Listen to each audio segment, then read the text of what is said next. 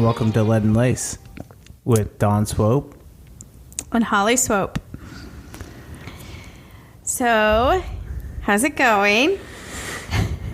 So I did something today that in my community is absolute blasphemy. What? Stringing together 4 letters, which are like the most despised letters in my community. I like hairy balls. I quit. Yeah. 4 letters. Yeah, I quit. Q-U-I-T. Yeah. Yeah, you did. Sometimes you do just have to say, fuck it, I quit.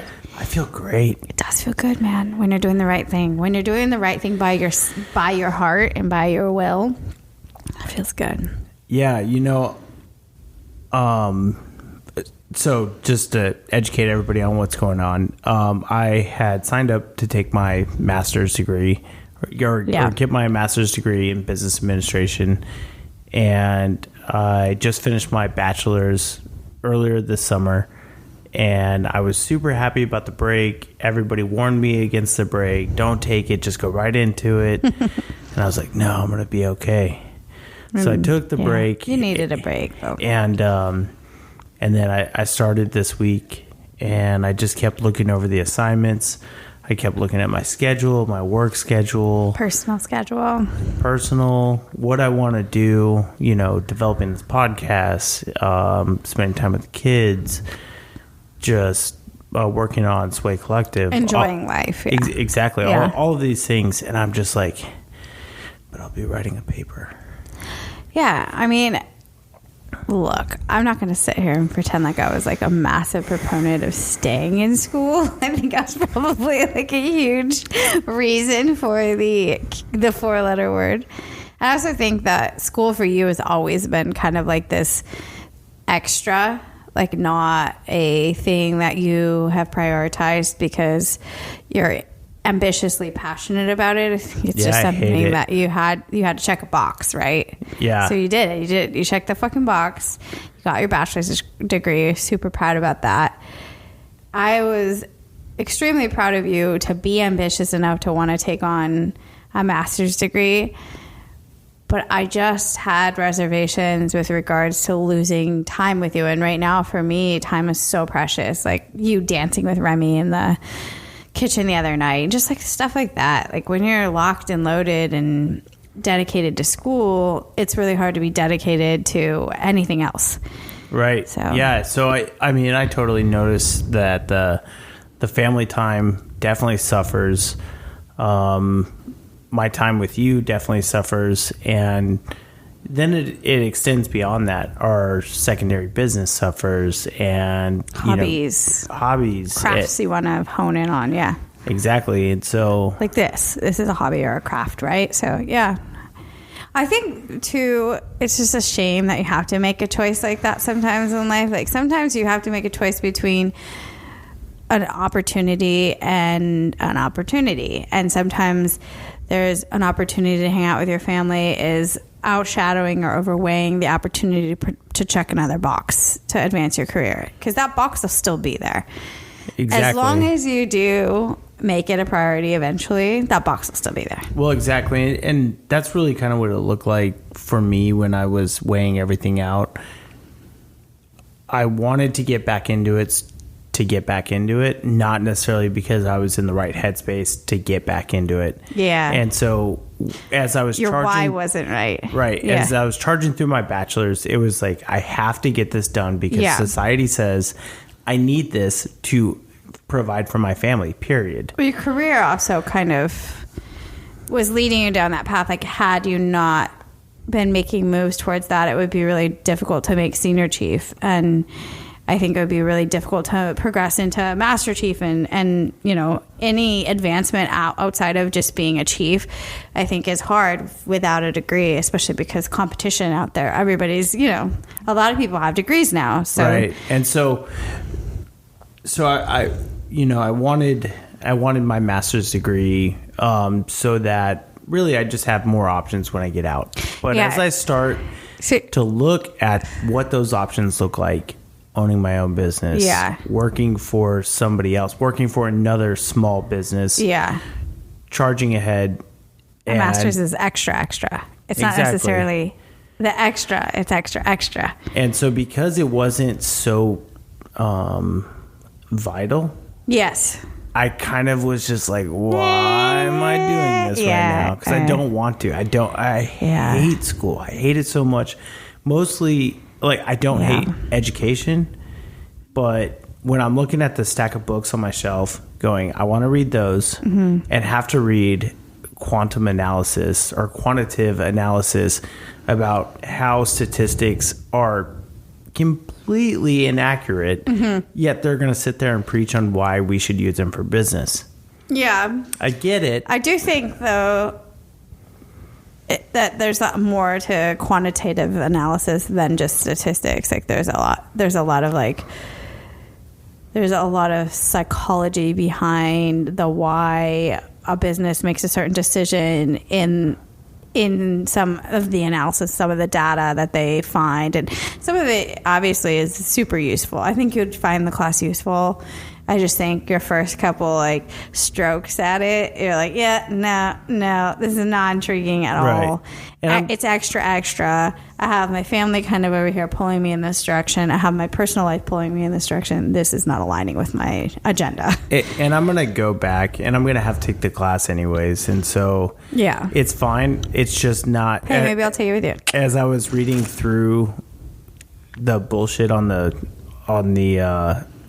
in the book, I was just like, no, not today. Not today, ISIS. Not today, ISIS. I don't think so. I said that the other day too.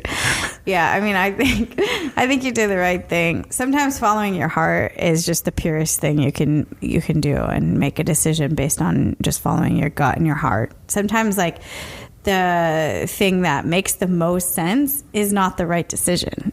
Right. As weird as that is, like, sometimes, like, it's better to go with just what your gut and your heart are telling you. And it might not make sense at the moment. And then later you're like, thank God I didn't do school, because we have so much exploding in our business, other business, or even in your career.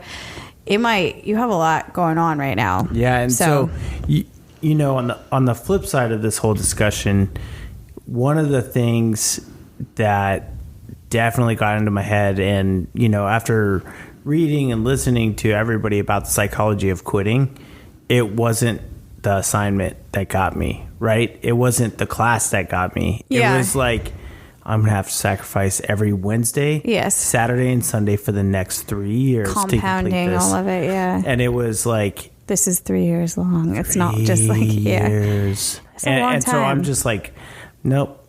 I'm just going to go ahead and push that to the right. I'm going to continue enjoying doing what we're doing, loving life. I mean, enjoying your small kids when they're small. Maybe you do it when you've got kids in middle school. I have the rest of my life to do it if I have to. You know, and again, who knows? You might get into a career where they pay for it. You know, I am in a career where they pay for it. No, I know, but like I'm saying, you don't have to feel forced to utilize the free education. Now you might get into a situation where they'll pay for it too. So I mean, I think legitimately, I'll get back into it in the next year.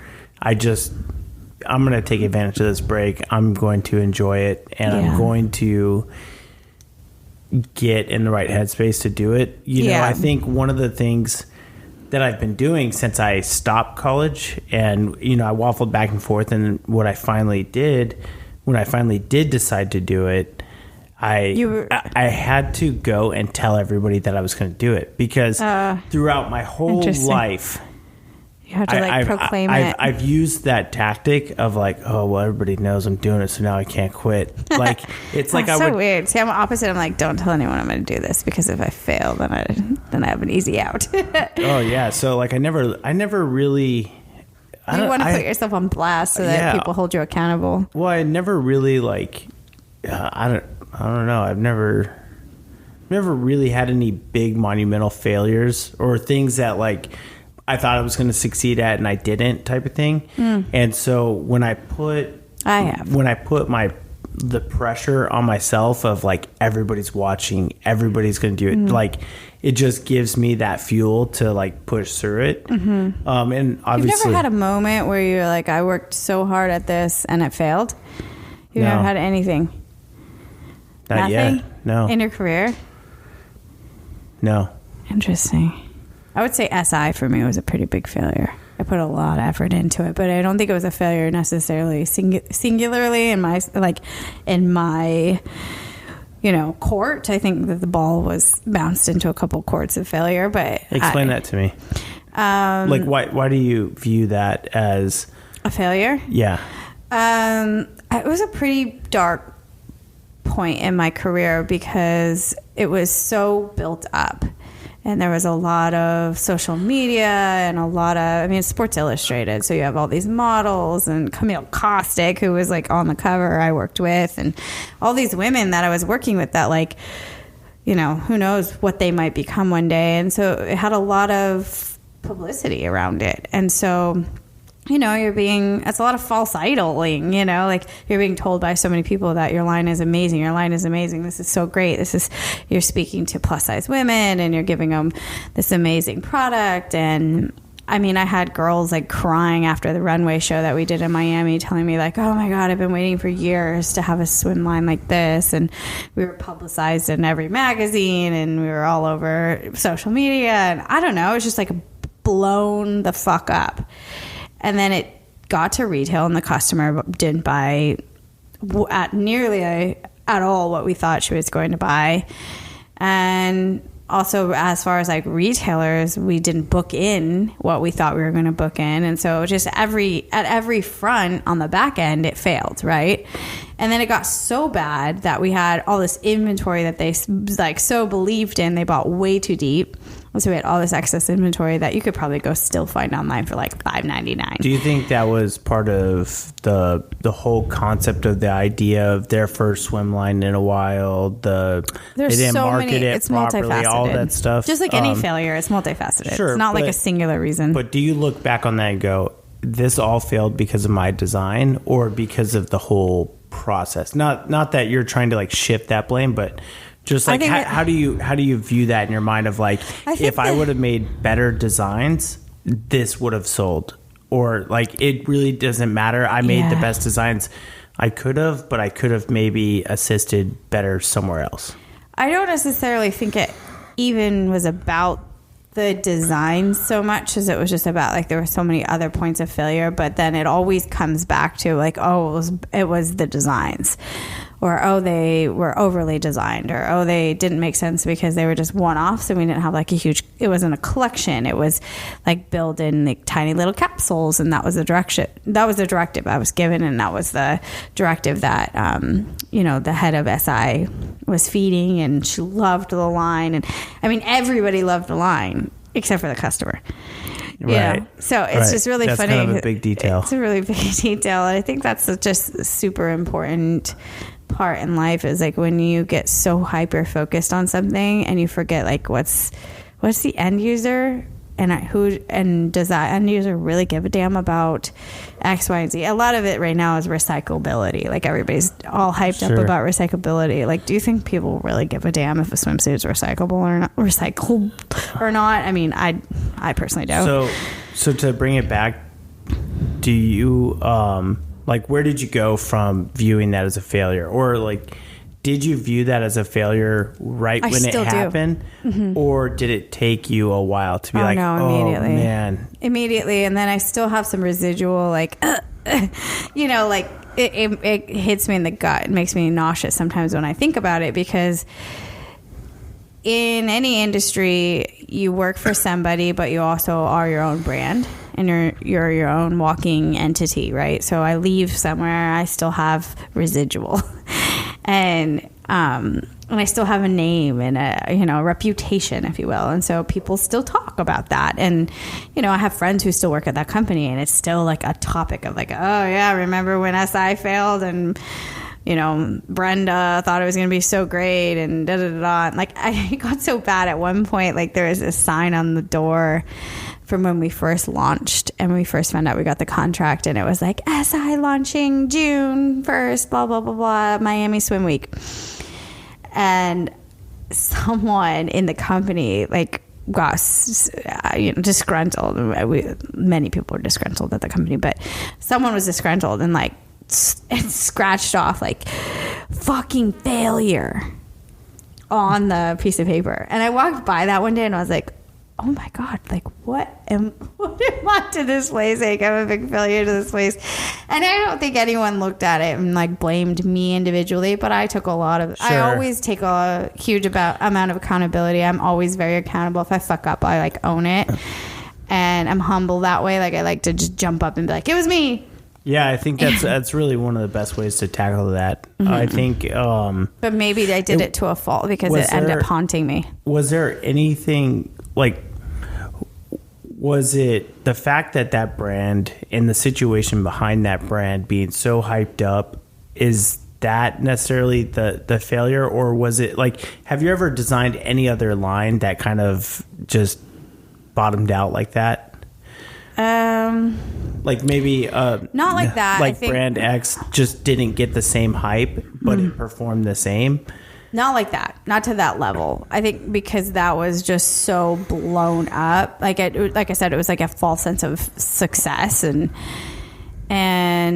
it made this feeling of failure bigger because everybody told you were going to be amazing. This is going to be so great and so successful, and then all of a sudden it tanked. I have that paranoia about anything I do.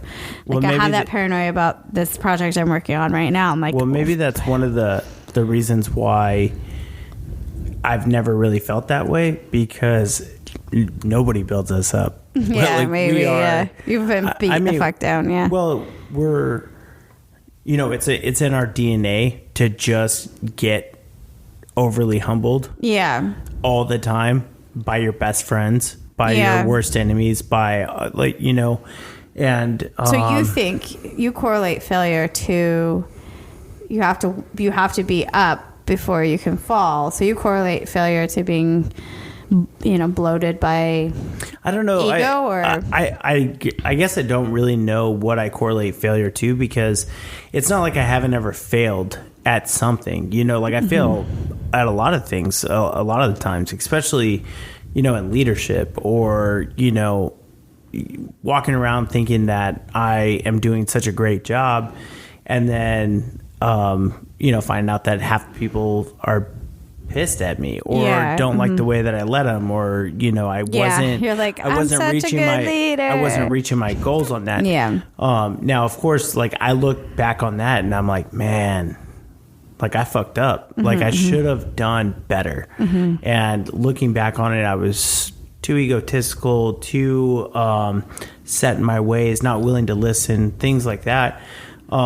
But I don't look back on that as a failure. Yeah. You know what I mean? Like, I look back on that as like, okay, cool. Well, that wasn't that long ago. I'm still working on that. I'm still moving forward. And, some good did come from that. I was able to accomplish good things, and the people who, I worked with were able to do good things. So I don't look at that as a failure. But what I do see is like, it's all in how you receive it, and I just don't. To an extent, I think when there's a true financial analysis linked to it, it's really easy to quantify a failure when you're like, oh, we projected 6 million and it didn't even hit $1 million. Like that's a failure. And nobody can deny that. No one can sit back and go, well, it would have been better if X, Y, and Z. We learned a lot. Yeah, well, it was a good learning. Yeah. We also have 7 million units in inventory that we got to get rid of. So, yeah, I think ultimately that haunted me. And I think it kind of chased me away from that job as well, because I was like, I got to get out of here before the ship really sinks. And maybe I was running from my problems in a way, but I definitely felt like I felt set up for failure, but I also felt like I had played a role in the product's failure. And like I said, there's still conversations about it to this day. And, you know, those people are my peers and I respect them. And so having any sort of tinge of failure attached to my name bothers me. It always will bother me. Sure. You know, I'm not cool with like being known. I don't think there's anything wrong with that. I think, you know, a piece of that is healthy. I think it's humbling. I think it's impossible to grow. I mean, if you just walk around thinking you're awesome all the time, then you're probably not awesome all the time. Yeah. It was different at Roxy. Like I felt like everything I touched was gold. Like I would design, and I didn't design whole collections at Roxy until later in my career there, but in the beginning I would just do like one-offs, and those one-off pieces would be the best-selling item in the season. I'd be like, yes, I'm so good, I'm such a good designer. And you know, and then when I went to Fox, same thing, out the gate. Like I took this line that was like mediocre at best, was falling off of people. I would say it's terrible, but anyways, I took this line and reinvented it, and then, you know, within a year, we were the #1 selling brand on the East Coast at Ron John's and all the little surf shops up and down in Florida. And I had Mandy from Billabong and other people like calling me and going, "Oh my God, I heard your swim line's so successful, blah, blah, blah." And I'm like, "Oh, this is great." You know? Yeah. And then you just keep your career going like that. And then when you have your first like, oh shit, this isn't going well, this isn't what we thought it was. And like I said, it's multifaceted. It's not all on me, but there's a huge level of ownership when I'm walking down that runway representing a product, and then when it goes to hit the market, it does nothing. Sure. It's kind of zero or hero. They hit up MBW recently for a contract, and I was like, run. Yeah, no, I think, you know, when it all comes back, I think one of the things that I've benefited in my career is the fact that everywhere I look, there's somebody better. Oh yeah. Like, you know, some of my closest friends and greatest leaders, you know, I'm over here doing this and I think I'm doing a great job, and then I look over there and I'm like, oh, you're doing two steps better. And then I look behind me and I have some of the most impressive new guys who were just taught the job, are crushing it. Yeah. And they're like, what do you mean you're going to do this? And I'm like, oh. Yeah, they're biting at your toes. Shit. Yeah, or heels rather. So yeah, I didn't have that experience until I got to MBW. I did a little bit at Roxy, but when they did mass layoffs, I became the only swim designer there. So I didn't have peer-to-peer competition. When I went to Fox, I was the only swim designer there. When I went to Raj, I wasn't the only swim designer, but let's just put it this way. I was the only swim designer there. Yeah. And I was told that, like, constantly, like, you're the best that they've had in years. And so it was just, like, always being pumped up. And then when I came to MBW, I'm like, fuck, I have a lot to learn. These girls are good. And the competition's pretty fierce as far as, like, I better show up because she's showing up daily. She does it 10 times better than I do. These are thoughts I'm thinking on my first day or first week there. I'm like, wow, this girl's so talented. I would walk by and look at designs on the wall and be like, oh my God, I would have never thought of that. That's genius. And so I'm still constantly always being kind of like pushed or elevated. And then same thing, like I have designers under me that I'm like, wow, that's really clever or talented or, you know, whatever it might be. And then I realized it's not about being the best designer in the room. It's being the smartest person in the room and outthinking and, just like diversifying your brain and diversifying your thought. Well, I think part of it, I think for the most part, everybody finds their success when they find the piece of market that they can carve out for themselves. Yeah. So, yeah, I agree. You may never be the best sketcher, but if you're the best on Illustrator, yeah, I'm fast as fuck. Be the best on Illustrator. If you're not the best at whatever it is, find what you are best at and be the best at that. And then people can recognize you as the best at that. And I'm not just trying to hold that to a specific platform or whatever the case is. Do you know what I do? I think that's really good. But I think what I do is I think back to moments where like you're right. There's insecurities everybody owns and they carry with them.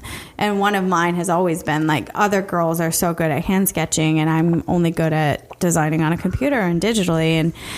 And when I was at Fox, I worked on so many different products and I got super, super good at like finite details on sketches and making things look 3D and making things look real, working on outerwear specifically. And so when you're in a management position, you don't spend a whole lot of time with your hands on design. Sometimes you're at meetings all day. And so you lose that skill and you lose that craft over time. And so what I try to do is like remind myself, like, remember how good I used to sketch, or remember how good I was, and then I can get there again. So if you like get it down in your head, it's kind of like snowboarding. Like you go down the fucking fastest, steepest hill. And I've always been this way in my life. Like I want to do the hardest, fastest thing first, and then everything else, it will always be easy. And when you start to get low, you remind yourself, remember how good I was when I was up on that black diamond or that, triple black or whatever. I can do it. I can do these blues because I did that. So that's how I always try to like level set my insecurities. Like, don't get down on yourself, because it's a battle upstairs in your brain. Sometimes you get really insecure. It's a very competitive industry. The way that I always kind of visualize it for myself, and if you've never jumped out of an airplane, it's kind of hard to visualize. But when you're going for the first jump, the first time that you're loading that door and you've never done it before and you're scared and all these insecurities, I don't know, and all that stuff. But at some point, the dude taps you on the shoulder and you got to jump. It's your turn, and that's it. And once you're out of the plane, you can't get back in. And so you just got to do your job. And so that's kind of that's the way I look at briefs. That's the way I look at speeches. That's the way I look at homework assignments or whatever it is. See, I'm more on the ground, but I'm at the top of a mountain, just not in the air. Right. And so I think that's how I see it too. For me, is that has been such a kind of a powerful visualization in all of the stuff that I've done, especially overseas and stuff like that. Is like, well, I just got to send it. And now that it's sent, I have to do my job. Yeah. Visualization is such an interesting thing.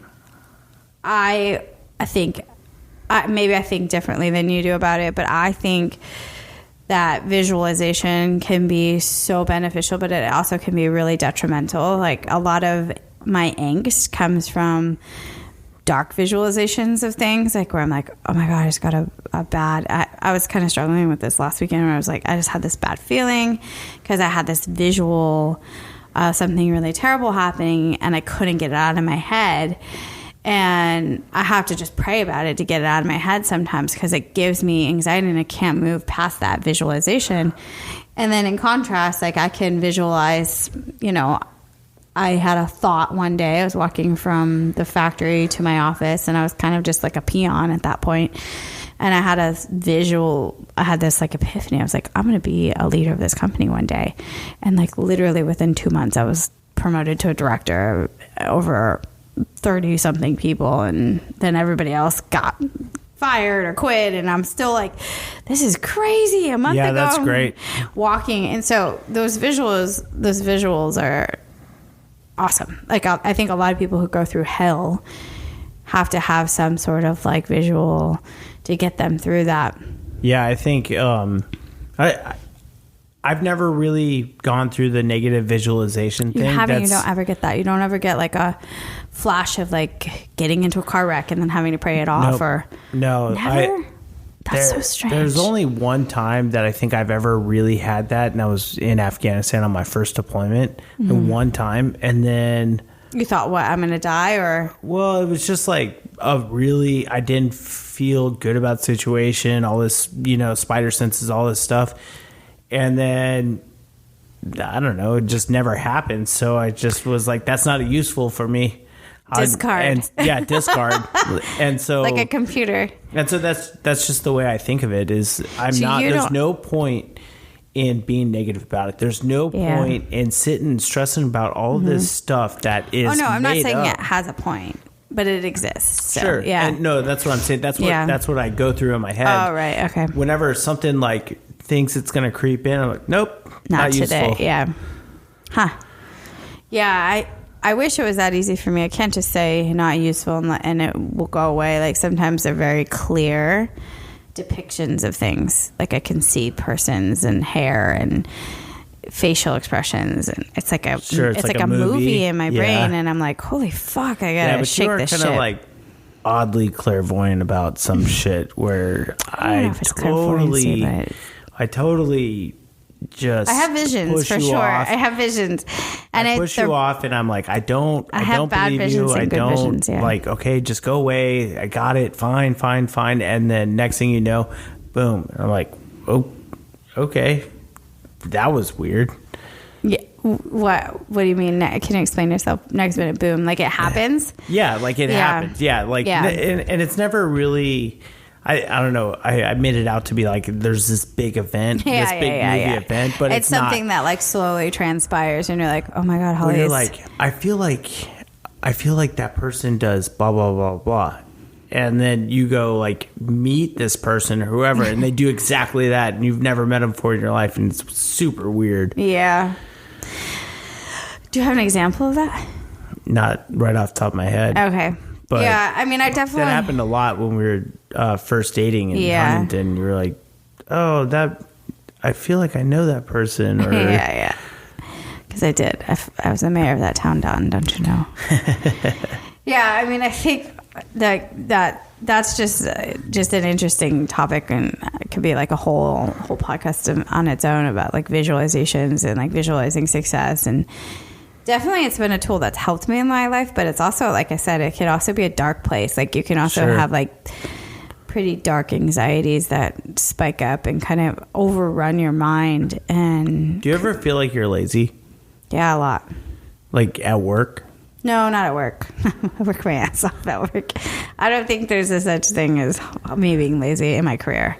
But I feel lazy about working out. I feel lazy about how I eat. I feel lazy about maybe I should play with the kids more. I feel lazy about maybe I should scratch your back more. I agree with that one. I feel lazy about like human interactions with loved ones, friends, friendships. I feel lazy about like personal things, not career. I would never ever consider myself lazy at work. No. So if somebody were to ask you, are you lazy? Mm-hmm. I would say no, because you correlate that to work. I spend 9 hours a day working my ass off. Sure. So yeah, when I get home, sometimes my capacity's already been blown or spent on X amount of other various bullshit throughout the day. Sure. Yeah. I don't ever look at here's an example. Like right now I have a bit of a down cycle in workload. I manage 15 brands, and out of that 15 I work on 5 by myself. And I'm so wrapped up on my shit that I'm like, hey, how can I help you, to my team, and taking shit off their plate instead of just sitting around being like, I'm gonna fucking order some new shoes online today. Like I never go online looking for shit for myself. I never play online. I am always working. I don't fuck off ever. I don't go around talking to people.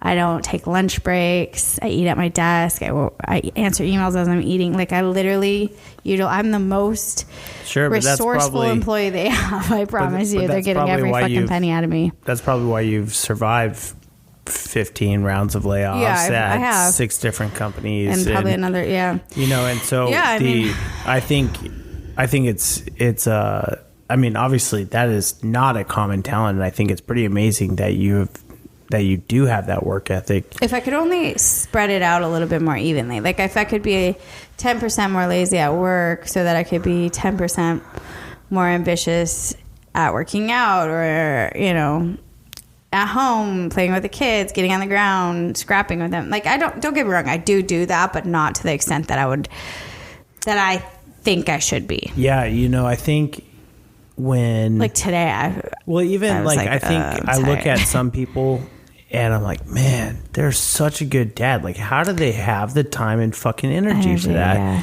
And I always question myself as a mom. or as a husband or as a worker or whoever. Like, I always look at other people and I'm like, man, am I lazy? Do you know what I find about myself with the kids? This is such a weird observation, but I started observing this recently. I actually observed it when we first had Merrick, but I catch myself doing it still. I will like sit in the room with them and not talk. Like, I just watch them, and then I'm thinking of like other things, and I'm like, oh shit, I should email that person. Oh shoot, I forgot to email. And then all of a sudden I'm like, oh shit, my kids are in the bathtub, and I haven't said a word to them in 45 minutes. Yeah, you're here, but you're not present. I'm not present. And you need to turn your email off at a certain time. That's for sure. Because I mean, you're the type of person that, and I'm not saying that in a negative way, but I mean, you're answering emails at 11:30 at night. Yeah, I could go 7:30, 8:30, 9:30, well, it's 10:30. China's and I'm up. surprised that people are emailing you. It's China, babe. I'm working with China. Always. Yeah, at that hour, it's China, and it's crunch period. Like 12:30 is every brand's launching. So if China's answering an email at 11:30, and they're saying if you don't get an answer by today, meaning by 8 a.m., then this order is canceled. Yeah, I'm going to get on my fucking email, and it's my job. So I have people in war who are also on the other end of the clock. No, I'm not saying that mine is more important than yours. No. I'm not saying that. What I'm saying is, like, I feel like. Oh, you're saying you're able to. There should be some efficiencies that put in there to where nothing is at that. If you don't answer me in 10 minutes, I'll show you. They say that shit, and then you're like, I believe you. I China just threatens think all that's the a time. bad business model, you know. They're bad business partners. Yeah. No one said China's awesome to work with, and that's why you go to Colombia. Yeah, it is. But I mean, ultimately, why did you ask that question? I'm curious. The lazy question. Do you feel lazy, or do you think I'm lazy? No. not at all. Actually, I don't know another person outside of maybe my dad who works harder than you. And I wouldn't even say my dad works harder than you, but I mean, my dad, he's been going to the same job, 12-hour shifts for 40 years. So I think my dad's works pretty hard too. My mom works pretty hard too. I think it just... Yeah, your mom is a really hard worker. My brother works really fucking hard. Yeah, you guys are all hard workers. Yeah. You are. I mean, my cousin... It's ridiculous. Yeah, we do. I look at that. Really hard. I think that's probably one of the reasons why I look around and I go, am I lazy?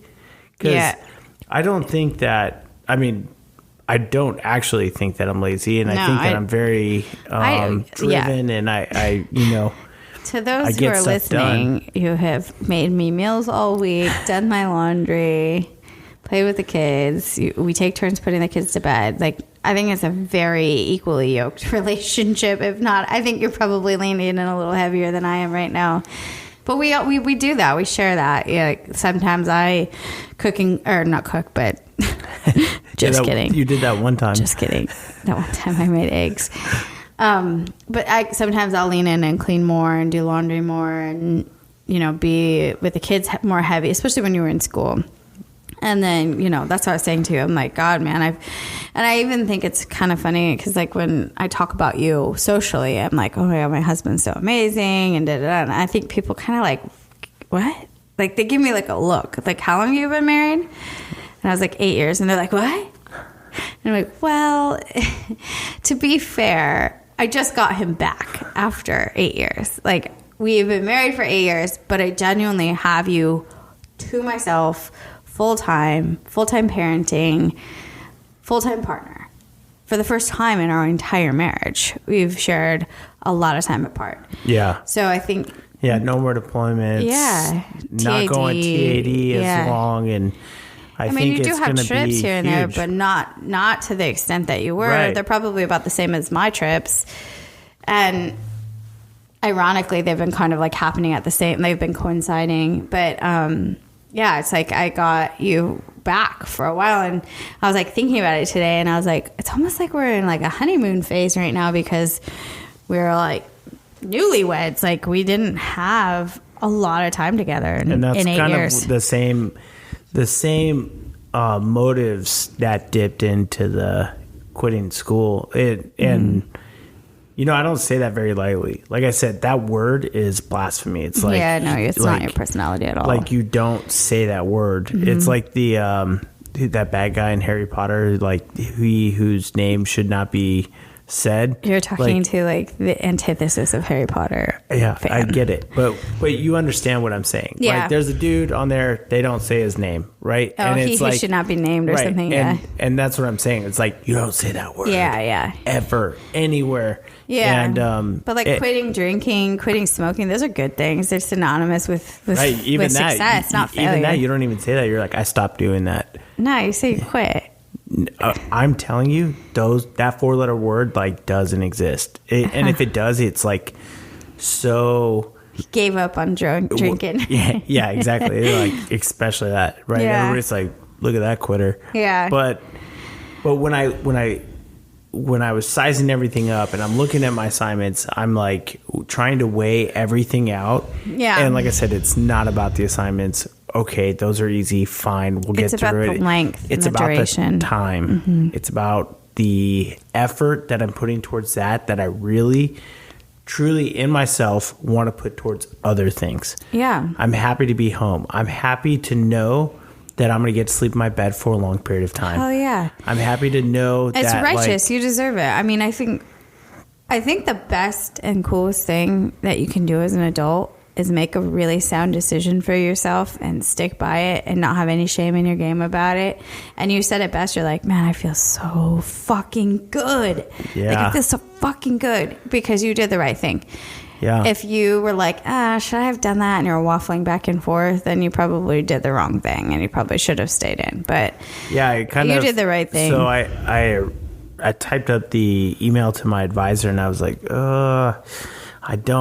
this isn't me. I don't like doing this. What am I talking about? Send. No,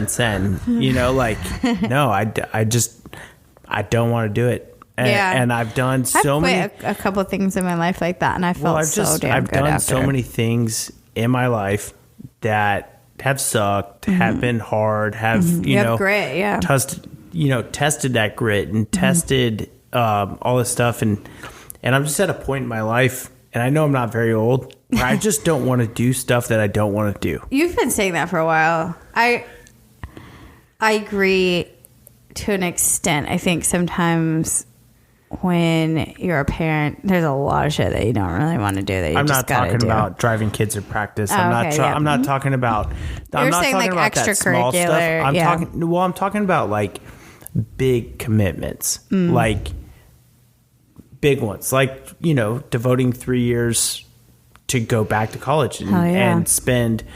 Ensuring every post is up on Wednesday, every paper is written by Sunday, you replied 4 times, 250 words each, blah, blah, blah. And I'm like, no. Yeah, so interesting about all that, like the thing that kept me in school, because there was a lot of things that I wanted to just, like, there was a lot of things about school that I hated. But the thing that, like, always kept me in school was camaraderie with my classmates and intrigue on what the professor was going to say the next day in the lecture hall. And there's just something about online learning that's just like fucking mind numbing.